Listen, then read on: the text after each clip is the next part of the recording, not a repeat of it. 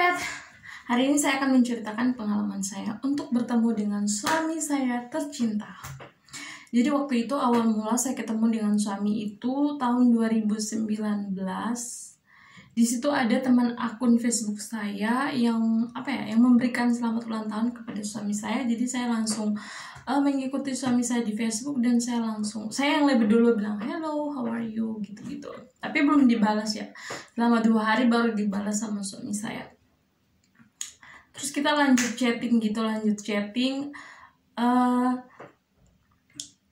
Waktu itu saya pengen berteman sama orang asing itu karena pengen belajar bahasa Inggris aja, karena pada waktu itu bahasa Inggris saya itu masih nggak terlalu bagus ya, karena dari SD saya nggak dapat bahasa Inggris.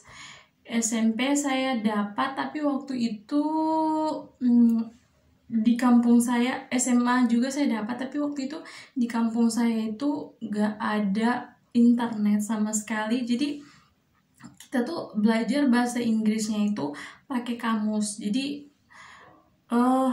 menurut saya belajar bahasa Inggris itu benar-benar sulit ya, karena kan waktu itu kan saya kan gak bisa baca ya bahasa Inggris itu, soalnya bahasa Inggris itu tulisannya lain, bacanya lain waktu itu saya bilang. Jadi kayak malas banget belajar bahasa Inggris. Jadi saya mau ceritakan dulu pengalaman saya waktu SMP belajar bahasa Inggris. Waktu itu maaf ya, saya cerita ini saya agak senyum-senyum karena mengingat masa lalu itu benar-benar lucu bagi saya. Di SMP itu saya mempunyai geng. Sampai SMA juga saya mempunyai geng. SMP saya mempunyai geng itu 5 serangkai, dan SMA geng saya itu beberjoh, benar-benar jomblo. Jadi waktu itu SMP itu 5 sahabat saya itu kita tuh berteman, tapi saya tuh nggak terlalu jago bahasa Inggris. Teman-teman saya juga nggak terlalu jago ya, pokoknya kita tuh sama. Jadi Pak guru saya ini dia nyuruh kita untuk hafal 30 kata kerja, kata sifat, pokoknya kayak gitu disuruh hafal. Tapi kita tuh gak pernah menghafal karena kita tuh benar-benar gak suka sama bahasa Inggris kan, karena itu bacanya lain, tulisannya lain. Jadi benar-benar malas belajar bahasa Inggris. Jadi pada saat kalau guru kita nyuruh kita hafal, kita berlima ini selalu hafal tapi nggak nyampe-nyampe gitu loh. Jadi misalnya di sekolah kan, teman kita udah yang satu itu yang bukan geng kita udah baca gitu, nanti kita lagi ikut itu kata itu. Terus Pak guru ini bilang pokoknya semua itu nggak boleh sama, jadi harus beda-beda gitu kan. Makanya kalau setiap bahasa Inggris itu kita dihukum kayak gini, kalau nggak tangan kita dipukul gitu loh, kayak gitu. Jadi benar-benar gak suka sama bahasa Inggris gitu. Terus kalau waktu ulangan itu kita tuh kayak gini, karena kita nggak bisa berbahasa Inggris. Jadi kalau waktu ulangan itu kita kayak gini, A, B, C, D. Misalnya A-nya ininya nyentuh di sini, itu berarti jawabannya itu A yang benar. Tapi itu karena kita nggak tahu, jadi kita pakai gini-gini kalau bahasa Inggris ya. Jadi kalau misalnya ininya nyentuhnya D, itu berarti kita harus hilangnya D, karena waktu itu kan pilihan ganda sama esai. Jadi kalau esai kita pakai trik kayak gitu. Terus dengan cara itu pun kita bisa mendapat nilai 80. Nilai 80, ada juga 40. Pokoknya kayak gitu. Jadi pokoknya nggak baik ya, karena kita kan kayak gini-gini ya, mau gimana lagi, kita nggak lakuin ini pun kita nggak tahu, mau bingung jawab apa. Tapi pada saat kita lakuin ini, jawaban kita benar dan kita bisa mendapatkan 80. Kita mendapat nilai 80 itu kayak kok bisa gitu kan. Guru kita juga kalau misalnya kita dapat 80 gitu, guru kita itu kayak kalian nyontek ya, padahal kan enggak. Jadi pada saat itu teman saya tuh ketahuan kayak gini-gini kan. Jadi kayak diumumin gitu. Jadi kayak kita tuh malu banget. Jadi kita udah nggak mau lagi, karena kan kita udah ketahuan kan dengan cara-cara gini-gini kalau bahasa Inggris. Jadi kita tuh ketahuan sama satu sekolah gitu loh, kalau ujian bahasa Inggris kita kayak gini-gini. Jadi kita udah nggak lakuin lagi. Pas SMA, geng kita juga masih sama gitu kan. Kita tahu bahasa Inggris tapi nggak terlalu gitu, belepotan gitu, nggak jago gitu. Jadi pada saat 2019 baru saya benar-benar belajar bahasa Inggris, karena waktu itu saya ketemu sama bule itu benar-benar ganteng banget dan ya saya benar-benar suka. Jadi nggak bisa bahasa Inggris, dan yang bisa bahasa Inggris bisa ngomong, dan saya nggak bisa bahasa Inggris, cuman lihat aja gitu kan. Jadi udah saya benar-benar fokus belajar gitu, benar-benar fokus belajar, dan akhirnya itu saya langsung chat pada tahun 2019 ketemu lah itu sama suami saya, dan ya kita lanjut chatting. Terus kita lanjut ke WhatsApp, kita berteman sekitar 2 bulan gitu. Terus ya udah saya langsung ungkapin aja perasaan saya. Saya bilang, saya itu menyukai kamu gitu kan. Tapi suami saya itu nggak ada balasan gitu, nggak ada balasan sama sekali. Terus pada saat kita menikah, saya tanya, terus saya bilang, kenapa sih waktu itu saya udah bilang duluan, saya menyatakan perasaan saya, tapi kenapa kamu tuh nggak jawab juga? Terus kata suami saya waktu itu, katanya dia ceritain ke keluarganya, tapi mereka tuh takut sama saya, katanya kata mereka bisa jadi dia tuh perempuan kayak matre gitu, kayak hanya menginginkan uang kamu aja gitu. Setelah itu dia itu nggak tulus mencintai kamu. Terus ya udah, dia tuh nggak pernah jawab gitu saya kan udah ungkapinnya. Terus saya nunggu gitu kan, dalam pikiran saya mikir, oh mungkin dia udah nikah atau gimana, itu pikiran saya ya, ataukah dia nggak menyukai saya gitu kan. Ya udah deh kalau dia nggak menyukai saya gitu. Terus karena suami saya ini juga takut saya matre, jadi suami saya itu buat akun Facebook baru, dan di situ dia pakai wajah kayak orang-orang benar-benar kayak gitu, dia pakai kayak gitu.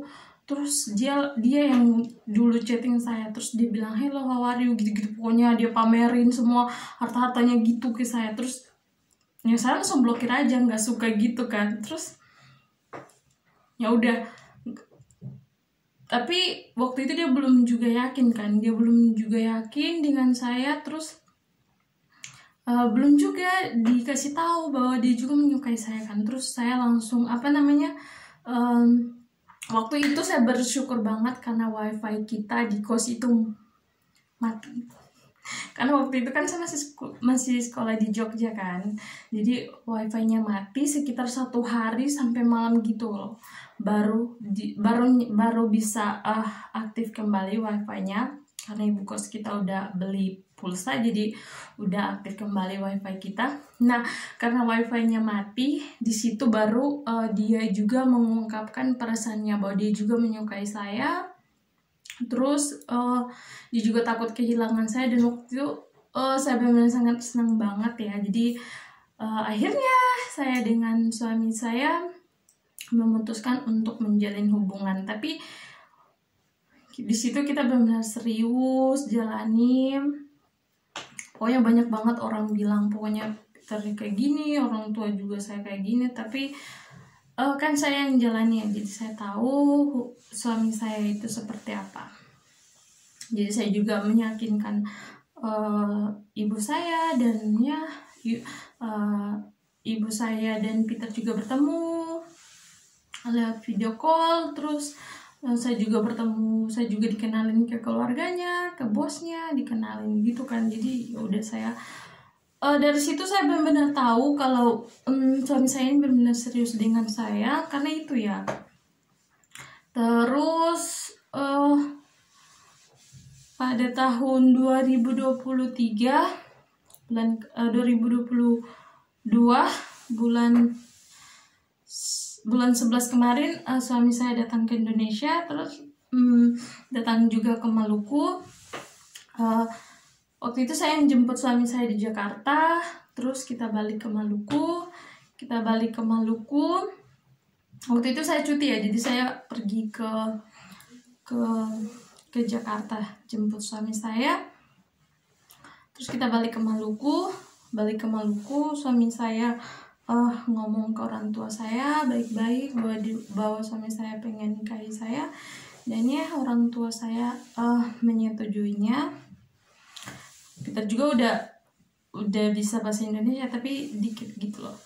Terus saya harus kembali karena harus bekerja, cuti saya sudah selesai, jadi saya harus kembali bekerja.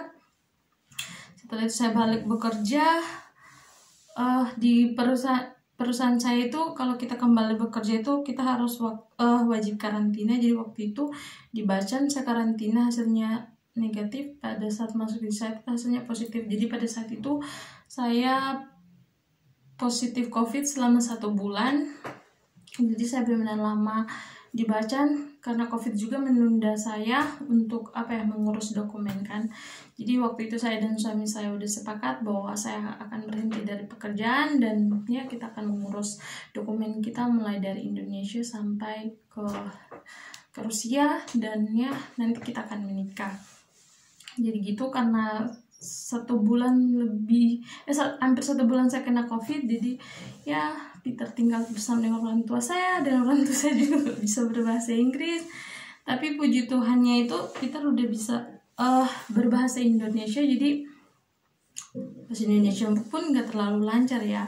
Karena saya ninggalin suami saya hampir 1 bulan dengan orang tua saya, jadinya suami saya juga udah bisa ngerti bahasa Maluku, udah lebih tahu juga bahasa Indonesia, karena hampir 1 bulan lebih saya ninggalin suami saya. Jadi kau udah ngerti gitu apa yang kita bicarakan, kau udah tahu gitu, udah paham. Jadi itu setelah saya dinyatakan negatif COVID, saya langsung bekerja selama 3 hari aja. Terus saya pengajuan resign karena ya saya harus menikah. Jadi saya dan suami saya mengurus dokumennya sama-sama mulai dari Indo sampai ke Rusia, dan ya puji Tuhan saya dan dengan suami udah menikah, dan sekarang saya dan suami sudah sah menjadi suami istri. Jadi bagi kalian yang merasa jomblo saat ini, tenang aja, jodoh gak kemana-mana. Tapi saya sarankan selalu bawa dalam doa terus, karena jodoh yang dari Tuhan adalah jodoh yang terbaik, yang tidak pernah mengecewakan kita. Waktu itu juga saya benar-benar gak yakin bahwa saya akan menikah dengan suami saya, tapi dengan doa tiap hari, membaca Alkitab tiap hari, nggak tiap hari juga sih, tapi dalam hati itu selalu berdoa gitu. Pokoknya tiap jam, pokoknya ketika saya merasa nggak yakin dengan suami saya akan berdoa. Ketika orang lain mengatakan omongan negatif terhadap suami saya selalu bawa dalam doa, dan ya puji Tuhan, semua dijawab sama Tuhan tepat pada waktunya. Dan sekian dulu video dari saya mengenai bertemu dengan suami saya. Terima kasih. Pakai-pakai.